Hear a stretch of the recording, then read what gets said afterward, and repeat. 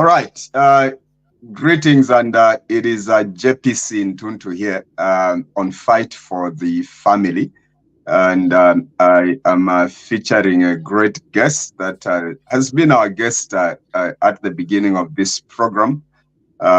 We dealt with the heart issues of infidelity earlier in the days of this program, and we were able to touch on very, very critical issues that brought us to this topic today, because we realized that there are habits that develop in people over time that may lead to greater or graver, actions that become a threat to the marriage. So it's a marriage bed podcast with me, JPC Ntuntu, and I am bringing to you Dr. Jedediah Richard K. Njovu, who is actually joining us from South Africa. Welcome, Dr. Njovu. Thank you so very much, theologian JPC Ntutu. I'm so excited that we're able to continue the program. And I'm looking forward to greater insights and just imperative sharings that will empower so many other people out there. Yeah, so wherever you're listening through, it could be on Facebook or on YouTube. Please share, and you will be able also to catch up with the other podcasts that we have done in relation to marriage, very critical issues. You can still find it on Fight for the Family YouTube. But for now, we encourage that you get to the Fight for the Family Facebook page, and just keep following this program. It comes to you every Monday, and so we bring it midday every Monday. Today we are looking at catching the little foxes, literally addressing the question of habits, the different types of habits. Now, I did make reference to some things in one of the podcasts that I did, even some of the things that I personally dealt with in my own life, and some of the habits that, I was finding to be working against me and working against the marriage. So there are different types of habits. Some of them can be really innocent, but they begin to build up and they can become very critical. Dr. Job, Solomon, in his writing, rather in the Song of Solomon, there's a verse. I'm scrolling it down there. It simply says, "Catch for us the little foxes that ruin the vineyards, our vineyards that are in bloom."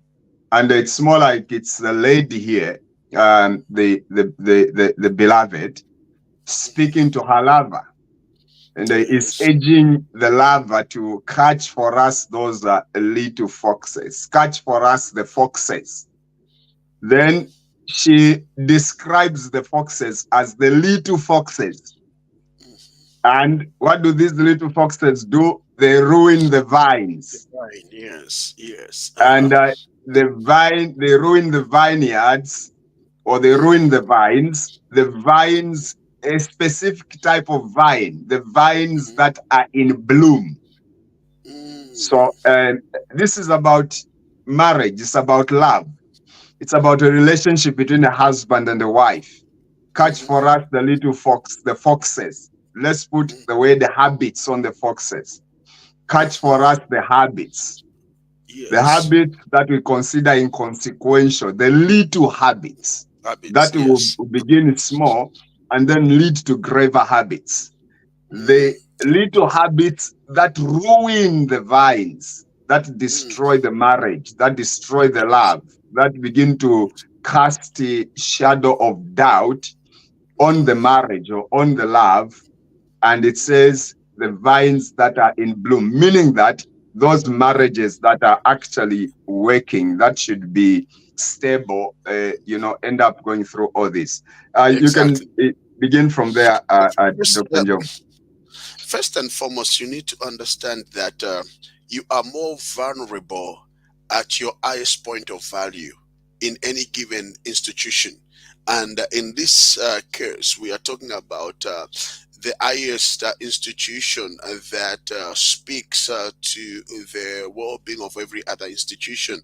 As an individual, you must understand that the marital institution speaks to your spiritual significance as well as to the well-being of any other engagements. It is said that the only institution established on the surface of the earth that depicts our relationship with God is that of marital arrangement. At the same time, you are told that if things are not going well at home, things are likely to also fall out of place at work. So we need to first of all begin to understand things from that perspective. We realize that you are more vulnerable at your place of value. Your home is meant to be a place where value is added back to you, and greatness is exemplified. So when you talk about the little vines that begin to attack, or rather begin to destroy the little foxes that begin to destroy the vine, what we need to understand is that the reason why these foxes or habits are at work, it's because there's something of greater value that needs to be destroyed. So it's important that we take that into consideration. Are you there?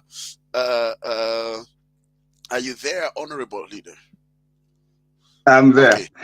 I thought I Yeah. lost you. Okay, then let me continue. Let me just continue because there are some important things I have to say to lay a foundation to what we are going to discuss. Since we are looking at habits, remember, it takes at the most 21 days to develop an habit, but it can take you your lifetime to break one. That's very significant because whilst you are indulging in particular behavioral patterns, they don't just remain as a behavior.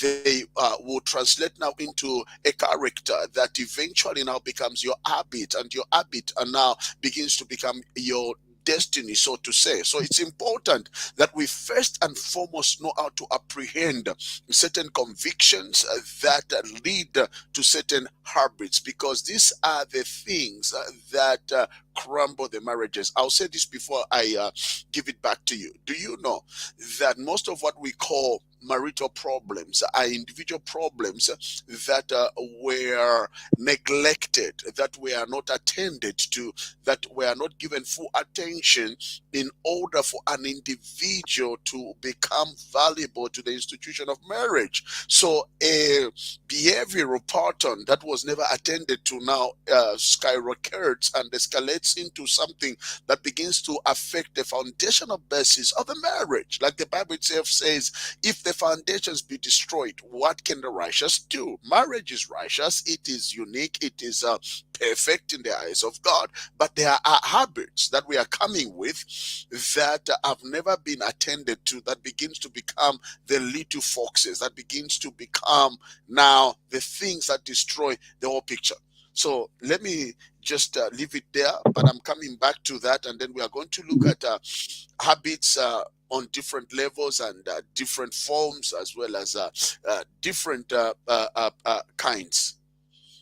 Over to you. Wow. Wow. Now, you have, touched. I want you to touch there a little, or put there. Most marital problems are Mhm. individual problems neglected. I may not have put it exactly the way you did, Exactly. but Yes, they are that's right. actually individual problems neglected. So before we go to levels of habits and all that, um, Mhm. the neglecting of this individual problem, does it Yes. arise out of a lack of self-awareness, or are Mhm. you trying to imply that every married person should Mhm. pay a lot of attention to themselves, as Mhm. in to how they are contributing to making that marriage work or making it fail? Mhm. First and foremost, you must understand that most of our problems in a marital arrangement, just like in many other setups, we are told that there's a lot of crisis that arises from negligence. Just like in a hospital, a lot of people die not from the sicknesses that they come with, they die from the negligence of the personnel that is tasked with the responsibility of taking care of people. So, negligence would make somebody go from the hospital with a scissors in their stomach, and that ends up to kill them. So negligence is something that has drowned a lot of marriages. So let's talk, for instance, somebody has an habit of talking excessively because they have caught what one would refer to as a narcissistic behavioral pattern in the way they do things. So what happens is that it's an habit that must be apprehended. Failure to which that habit now will escalate into a marital problem. So if you fail to take care of your personal habits, those habits now they will translate into a bigger picture. And let me say this, even as you have asked me that question, to say, okay, let's look at that. We all have habits. We are creatures of habits, by the way. Did you know that? We are all creatures of Yeah, habits. We all have habits. Some people have habits whilst they are eating, they are poking their nose. It's an habit. And yeah, somebody is coming from a background where if you are poking your nose whilst you are eating, you will make everybody lose their appetite. But you are busy. No one leave me. They can't fear. And what begins to happen is that eventually that habit yeah, begins to translate into this person doesn't hear me. Every time I'm trying to control her, and it now escalates into something else. So that's what I would like to say. And may I use that? May I just be given a few seconds to talk about negligence? The word yes, negligence is very, very important because our educational system and also our family societal setups never really taught us the importance of not of responding to crisis, in advance. We always respond to things when they are falling apart. So mm, negligency is as a result of failing to respond to things before they fall apart. So when you are negligent, you are a person that lets the dirty going on, and now when the bacteria begins to multiply, that's when you want to do something about it. You are a person that leaves the trash in the house, and the only way that you want to control the situation is when the flies have begun coming in. So you get your doom and do everything, and you are dooming every insect that has come about because of the bin. The problem is that you were negligent with the trash. So whilst you are mm, trying to deal with the problem of all the rats and everything that has come about because of the trash, your biggest problem is not what has come in. The biggest problem is negligence with the trash. So how much trash have we brought into marriage? How much trash have we failed to account for? That is what we are talking about right now. So when we talk about negligence in terms of habits, what we are saying is that we've got a lot of trash, personal trash, that we have not attended to, and we expect that time will heal that. By the time we realize, the trash has now become the crisis on a marital level, because on a personal level it's a habit, it's a trash. On a marital level it becomes a problem.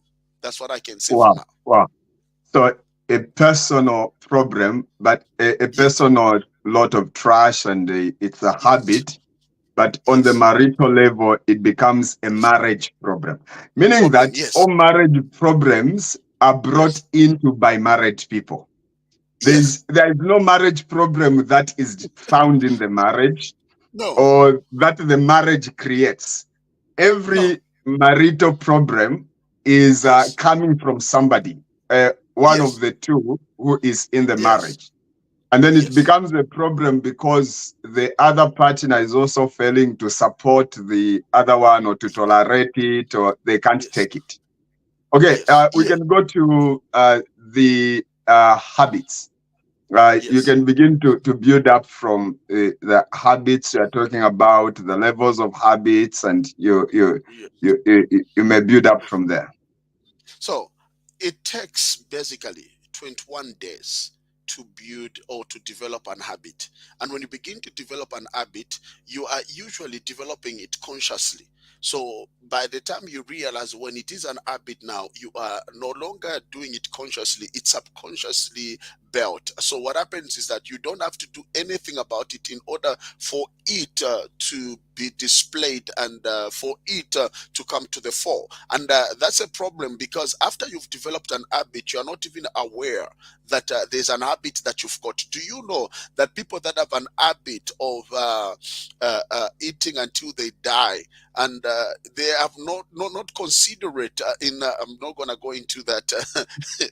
They are not considerate of the other person, or they have got certain behavioral patterns that they have reached a point where they no longer have awareness towards them, because they do not have that awareness. The other person is aware of your habit.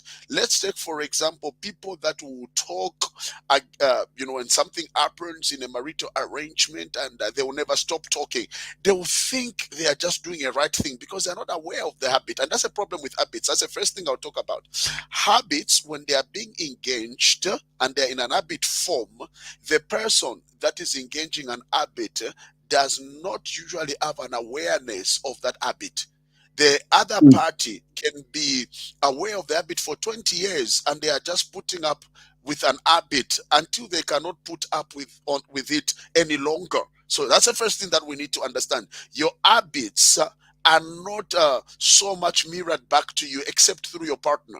So when your mm, partner is trying to talk to you, they are trying to become a mirror that you can look into to see the habit. So they are not trying to be naive. They are not trying to be, uh, you know, uh, uh, uh, uh, uh, they are not trying to, mm. to nag you or something. Tonight. So they are just mirroring back to you the habits that you've got. Because this is the second thing now from that I would like to say. You see, habits that have not been attended to for a long time, besides them just operating on a level where you're not aware of them, they will also have a way of having corresponding habits from the other party. So the only other way that the other party that is dealing with your habit will contain your habit is by them developing another habit, because there Mm, must be something that they must develop that will correlate and relate and connect with what they are trying to deal with in you. So what happens is that if somebody, let's take for example, have an habit of doing something, and or rather saying mm, sorry, but after they say sorry they do the same thing over and over again. That's an habit, because where they're coming mhm, from, they are saying sorry not because they can make amendments, but they're saying sorry so they can clear the atmosphere. It's an habit. So now mhm. what will happen Yeah. is that the other person will also develop a corresponding habit that will Mm, actually now become a problem. So by the time you realize, you've got an mm, habit that has got a married, what you call a partner in the other person. So it's no longer you mhm, who are married, it's your habits that are married with each other. So mm, your habit of lying, you see, like some people, they think just because you can get away with lying, it becomes an habit. Because if you have mhm, lied to your partner every other day, and after 21 days you develop an habit of lying, you know that the money you need is to go and buy some thing for yourself, but yeah, you have developed an habit of lying. mm, Everything is finished in this house and we need to buy everything else. So now when you begin to do that, because now it has become habitual, depending on where you come from, mm, it's an habit now. What will happen is that the other person will also develop an habit, because it comes spontaneously. It comes in as a reactional thing. They know you are lying within them, so they begin to put up an habit. Maybe they'll put up an habit of also beginning to lie, because habits are a problem in the sense that they will always have corresponding actions which are also habitual in nature. A person who talks too much may have an habit of the other person that beats too much. So we need to mm, understand that if you do not manage your habit, they will also have that. mm, The third thing about this that I would like to say concerning habits is that habits have a tendency of eventually becoming you. Did you mhm, know that when an habit is tolerated over a long period of time, it becomes your host. It mhm. actually, it is what one would refer to as a situation of being hijacked of some sort, where now you are Yes. taken hostage by your own habits. That is why you would defend your habits with everything that you have. You know, people would Mm, go to extremes to defend an habit. They know they lied, but they don't want to mm, expose the lie. So what they will do is they will defend it with everything. They can even go to court. They can even pay a large sum of money just to defend the habit. They can even develop certain behavioral patterns just to defend an habit, because the habit has taken them hostage. And when the habit takes you hostage, you begin to say, me, I, and myself. But that's not mm, you. That has got nothing to do with you. It's a mm, lying habit. Some people have just got an habit of inferiority. An inferiority complex can become an habit in a marital arrangement. That's why you begin to compare.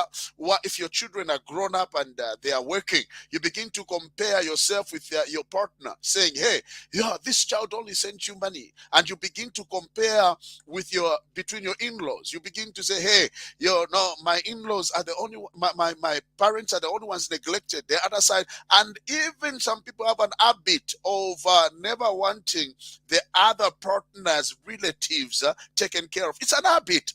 And you have mm. become like a child that is possessive. It's a possessive attitude. Everything is for me, I, and myself, and everybody that belongs to me. It's an habit. If it's not broken, guess what? It becomes a marital problem. People go to court and they are divorcing. Why? She doesn't take care of my parents. She only wants me to sponsor her parents. He doesn't look after my parents. It started as an habit where you are so possessive, you do not want to look to the interest of others, and you forgot that this habit took hostage of you. Now, when it has taken hostage of you, you are non existent. What is there is the habit. That's why people, when they are divorcing, let me just say this last thing.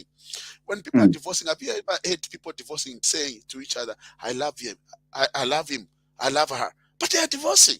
They are in Yeah. court. And you Yeah. ask them, they're even holding hands. I saw a couple that came in driving together, holding hands, coming into court. And I even looked like I was the one that was against the marriage. And then when they enter there, they even say, we love each other, Judge, we love each other so very much.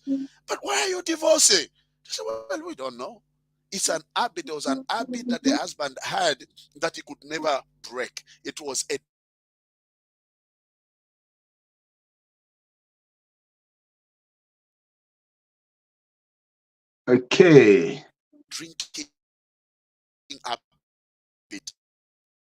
into those Yeah. kind of Just habits, which are just Dr. Njov, just repeat on that. The network kind of went at a problem. You were trying yes, to say the habit that couple had, a husband had a drinking habit. Just bring it out, that yes. one. So you see, he had a drinking habit. It started just as an habit between him and the wife, where they would be saying, I've got stomach problems. And after the church service, he was a pastor for that matter. So Oh, when they go home, they never saw anything wrong with having just an half glass of wine. You know what I'm saying? So they would yeah. drink just like that, and they started drinking together with the wife of just cheering themselves up. They never knew that would translate into an habit, and the man took off with it as an habit. He started now having a full glass. By the time he realized he was having the whole bottle to himself, before he goes to church, he would have the whole bottle. And the wife loved him, but then this habit is something that he could not break because it became addictive. And when it becomes addictive at that level, it becomes what we call the SUD, which is the way you would also refer to its substance it's a substance use abuse. It's a disorder that actually comes about. It's a substance use disorder. Just like any mm. other disorder, any other mental disorder, this becomes now substance use disorder. So Order. Mm, what some people, yes, it's a disorder, because now what begins to happen is that eventually the beer, it takes, I'm going to explain later on how it is related to dopamine and how the beer now begins to take the place of the family in somebody's life. I will explain up all that, because it's not just a matter of saying, well, I love my drink. You have to understand the chemical, or rather the biological implications to such kind of habits. We'll talk about that. mm, So what happened? They divorced, and guess what? The man was ready to continue even sponsoring the family, but they mm, divorced, and later on he lost everything. Why? Because mm, there was an habit he never attended to, that eventually now translated into an SUD, which is substance use disorder, because now he didn't even realize that it had gone to that extreme. We'll talk about it later on, where maybe before we go to the second point, let me just explain that what happens there. You see, yes, please. uh, we are biological beings, and we are also psychological beings. So what happens in life is that when you engage into a good act, such as taking your wife for dinner out, what happens is that your body releases a certain chemical. It is called dopamine. Now dopamine makes you feel great about the thing that you have done. You are not feeling great about your wife, you are not feeling great about the people you took out, but a good act that you did, it's what you begin. So even when oh, can I just go a bit deeper now to other areas? So even when Yes, you please. have Yes, please. intimacy with your wife, you'll find that at some given point in time, the way that you have just been connecting and relating with her, it releases dopamine into your bloodstream. That is a biological explanation. That's what makes you, and that eventually now begins to create a cycle. So you always want to take your wife out. You always want to be intimate with your wife because it makes you feel good. So you are not doing it because it has become, you know what, I have to take care of you. That's not why we do it. See, I came to realize that the reason why I feel good about my partner, it's not because it is a burden, but because there is a release of dopamine into my bloodstream that now has created a cycle. So I always want to do it because it has Mm, created a cycle. In the same like manner, when you are on a particular substance, it may be legal or illegal. It can actually be the abuse of alcohol. It will also release dopamine in your brain, except it will release it at a much more surge. So mm, if the amount of dopamine that was released, for argument's sake, was this little, when you take substances, they will release that dopamine at a much more higher surge. So mm, what is going to happen is that you're taking out of the family gives you a certain sense of fulfillment that makes you feel wanting to do it. The moment you begin to abuse a substance, it will give you a much more release of dopamine in your mind, to a mm. point now the good acts that you are doing in your marriage begins now to be of lesser value, because it doesn't make you feel as good as going out in the Oh, bar yeah, and yeah, dancing for yeah. until the following day. So you are even shocked that somebody would be telling you to say, can we go to the restaurant? And you are Mm, saying, no, the only way I can feel good is if there's some beers at the restaurant. It's because beer will release dopamine of a certain surge, of a certain level in your brain. And mm, even though you have taken your family out, you will not get a good feeling from taking them out. You can only get a good feeling from the beer that you will drink, until at a mm. later stage. Now what is going to happen is that you reach a point where of tolerance, where Yes. this is a stage where you can no longer get that feeling again. So you have to Okay. increase the level of alcohol, so it Oh, can no. give you now a much more higher level of feeling, because you have now developed that tolerance. In other words, you can't feel it with 3 glasses of wine. So you are a Mm-hmm. man of God, and all you were doing is when you go home, you would just have enough glass of wine, and it would make you feel a bit better. So now you go to the full glass. By the time you realize you are alcoholic, not only are you alcoholic, what has happened is that any other act does not Mm-hmm. release dopamine into your bloodstream except for this newly founded partner, your bottle. That's the only thing that can make you happy. That's why you find that people can leave early in the morning on a Sunday. They won't go to church. They will go Mm-hmm. to the bar. They can even drop the wife at church and go to the bar. Why? Because this is what is happening. Now, that is not only with alcohol. There are other substances that we abuse. I said today Yeah. we'll go a bit deeper. In Yes. intimate relationships, when we need to beware of using certain products that are on the market. Um, Yeah. I Yeah. Talk visited about home. that. I Yes. visited Zambia recently, and everybody is talking about this. I don't know what they're calling it, powder something. There's mutoto and all that. Yeah. Now I'm saying, guys, Congo dust. They're talking Congo about Congo dust. dust. Exactly. And people are talking. And I said to them, guys, I'm getting to my 50s. I'm not yet there.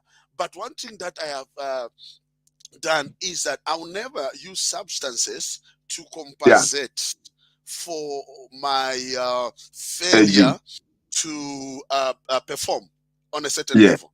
Because you Yes. see, the very substance that you are using at a later stage may Yeah. become now addictive. So now what happens is that it's no longer taken for performance sake.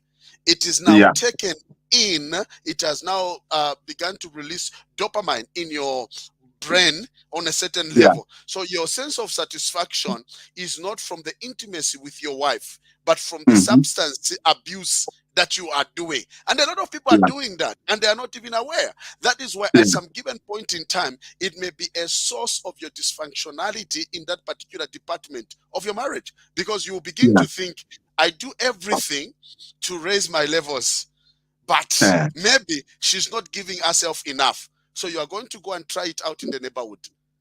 And when you begin to do that, what has actually given you a problem is dopamine. The level of dopamine, the sages of dopamine that you are releasing, not from an intimacy with your wife, but from what you have gone to take out there. I'm not saying don't use this once in a while. What I'm saying is that if it has gone to an excessive point, it becomes an habit which is addictive. Some people will even Yeah. take that just to have the feeling of what it feels to feel high in that Mhm. regard. In that And then you area. wonder, why do you want to feel high? For what reason?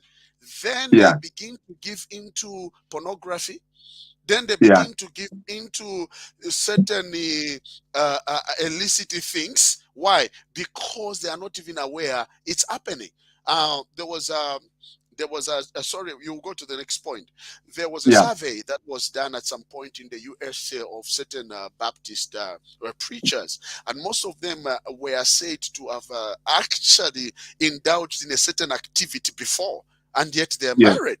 So they were asked to Yeah. say, so do you In sometimes do this? in an adulterous activity or Both both adulterous activity and yes. personal satisfaction, where Yes. they would watch pornography. So the Yes. wife is in the kitchen cooking, and the man is busy on the phone watching Yes. pornography, and the man Yes. is busy sending messages to other women. Yes. Yeah. Yes. Yes, Doc. Hello.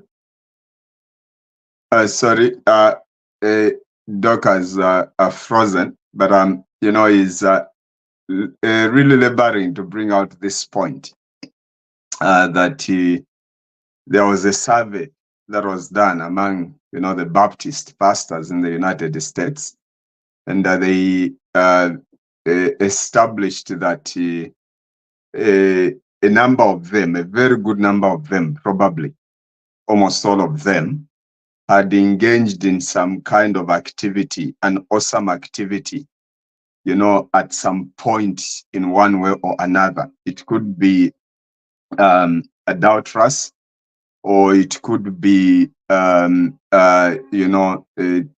watching porn, or something like, the wife, or is in the kitchen or whatever, and the husband is on the phone, watching something that he watching wrong stuff, watching porn, or sending, messages that are not right to other women. Yeah, so those are some of the things you begin to see when it comes, to these issues of, habits that can begin to destroy, marriages. Some of them begin in a very, very innocent way. And that's why the other point that, Dr. Job, Lebert, to bring out is this issue of mirroring. And as I wait for him, I just want to touch on that. The mirroring. It says that in most cases, your spouse will see what is in you, the habit that is in you, and you are not seeing it yourself. So it will be mirrored in your spouse, it will be mirrored in your wife, or it will be mirrored in your husband. That means it becomes important to listen to your spouse, because there are several times, even myself, when my wife would tell me, there's this habit. We're not talking even about sinful habits, probably, but you're just spending a lot of time on social media, and maybe my wife speaks out. You're spending a lot of time on the phone, or you're spending a lot of time on social media. Now, you is doing that. You are not seeing it as a problem, because as we are building bad habits, that's why these are little foxes that are spoil the vines. So as we are building those bad habits, as we are raising them, as we are building them, they are built slowly, and without our knowledge, or without realizing that this thing that I'm building is actually destructive. It is going to destroy me, or it is going to destroy, my marriage. So many times these habits are built like, in a progressive manner, and sometimes in a very, very subtle way, that you have not even picked it up. You have not even realized that this is the issue that is going on at this particular, time. So that's why now your spouse becomes your eyes. There is always this self-check that we need to do by, consulting our spouses. Consult your wife, consult your husband. Allow your spouse to be a voice in your life. Now, I know there are all these issues where people can be defensive, or sometimes when your spouse is speaking to you, they'll speak to you in a way that you feel attacked. I think we'll address that at some point. But today, what we can say is that when you develop a culture as a couple, as a family, as a couple, as a married couple, when you develop a culture of open communication and active, empathetic listening, it becomes easier for you to speak into each other at that level. In fact, the idea of intimacy, into me, you into me, intimates, you into me, intimates, is that your life is my life and my life is your life. And so there are things I'm not able to see in me that you will see in me. As we were trying to do this podcast, I was inside here. I'm wearing a white T-shirt, but earlier I was actually wearing a gray T-shirt, and so and putting on the jacket on top. And my wife came and looked at me. She was not so happy. She was not impressed. she put up a face, and she said, no, no, no, you can't dress like that. If you want to wear this jacket, put inside a white t-shirt, and get on then you can put on this jacket. Now, I did not see that. For me, it was okay to wear a gray t-shirt on this jacket.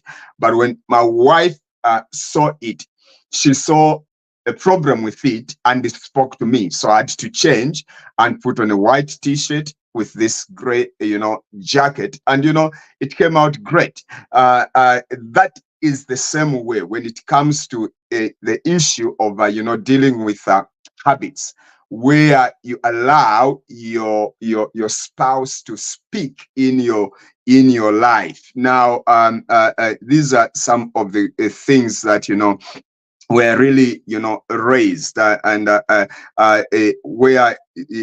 we found where it was said that lack of self-awareness is an issue that actually allows us to begin to build bad habits. A lack of self-awareness, and it can begin in a very, very unusual way. You're just there on the phone, or you're just scrolling the phone. You see a pop-up, you watch it, you begin to find some pleasure in what you're doing.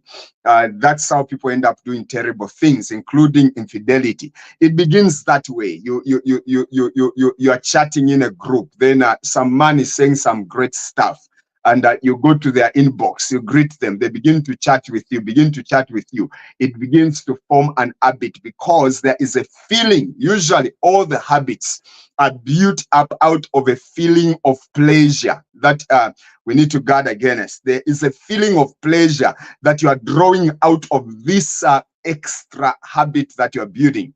You are drawing a feeling of pleasure, a feeling of self-worthy, a feeling of greatness, like you're feeling really good, like those hormones are being released in your body, and you're feeling nice about it, and you don't want to stop it.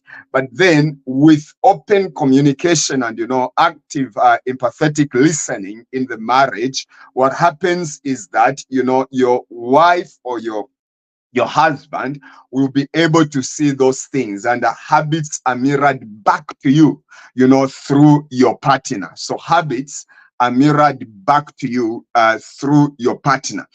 Listen, pay attention, to your partner, and allow, them to be a voice in your life. Allow them to be a voice in your life, and so you'll be able to deal with those habits. Then the other issue that has been raised is that habits have a tendency of eventually becoming you. Habit can take you hostage. It can be in control of you. Now, I was watching a certain program, and this man, was talking about how he struggled with pornography, and until a time when he had to, confess to his wife and talk to her, and they worked together. But then he made the point that even after the confession, as they were working at, dealing with this, he was still going back to it, or he was still struggling with it.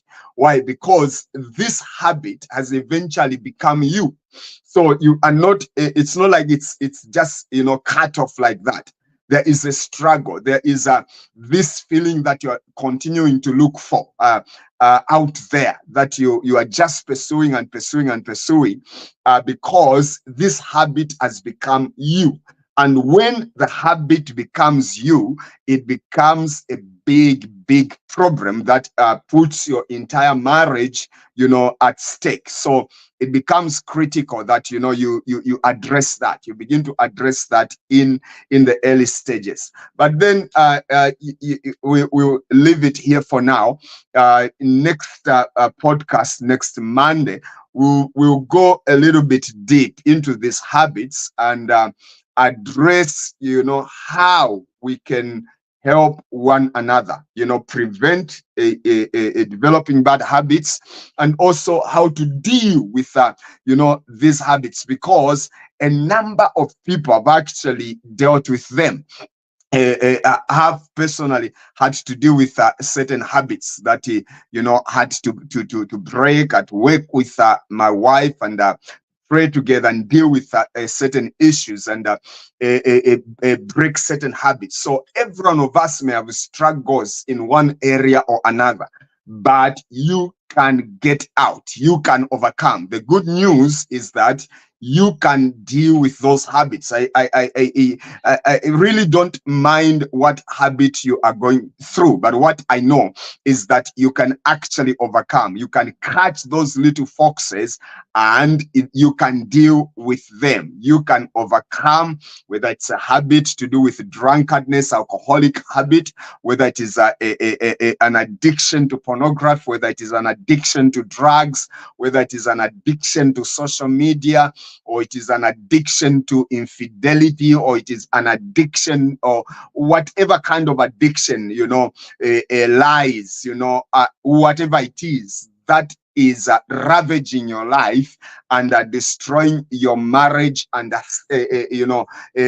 tearing your family apart. You can deal with it. You can overcome. There are several people, including myself, that have overcome many challenging habits, and by the grace of God, you can deal with it. You can get out of it. You can overcome it. All you need to do is you need to be honest about it. You need to acknowledge the fact that there is a problem you need to deal with, and confront that habit. And some of them, some of you could just be in the early stages of developing those habits, so they can be really dealt with in a very easy way. You just need to identify the signs that this is a bad thing that I'm going to. Even when it comes to one of my bad habits, was spending a lot of time on social media. Even when it comes to spending so much time on the phone, you're there, just chatting and all that. You with all these things, you can break those things. You can deal with them at the early stage, so you give yourself the discipline of what to do, or what time to do this, and what am I doing on social media? Am I just chatting, or am I learning something? And for how long? How much time should I spend? By what time should I be off this, so that I can achieve this? Because anything that begins to affect your other areas, critical areas, your spiritual life, your walk with God, your prayer life, your time to study the Bible, the time with your spouse, the time with your wife, with your husband is affected. The time with your children is affected. The time you can spend to do work, your work is being affected. You are not productive at work because of certain habits. You can't write the books that you need to write, because every time you pick the laptop, instead of beginning to write a book, you begin to do social media activities, or you begin to watch TikTok videos, or begin to do what, and all these other things are driving your attention from something effective and something productive. The time that you spend all this time, instead, when you pick a laptop that you should do something productive, you end up going to a pornographic site. So these are the things that habits begin to bring on your life. So they begin to drain your energy, they begin to affect your emotions, they begin to take away your money. They can literally ravage every aspect of your life. That is why life is intentional discipline. You have to be intentional about being disciplined and working and living a life of discipline. So thank you so much for joining us today, and we'll leave it here for now. And we just pray that you can, share this podcast, and also follow it on YouTube channel, and share it to as many people as possible. And this is just part one of dealing with, habits, literally catching, the little foxes that ruin the vineyards. And we're going to continue next week, same time. God richly, bless you. Thank you.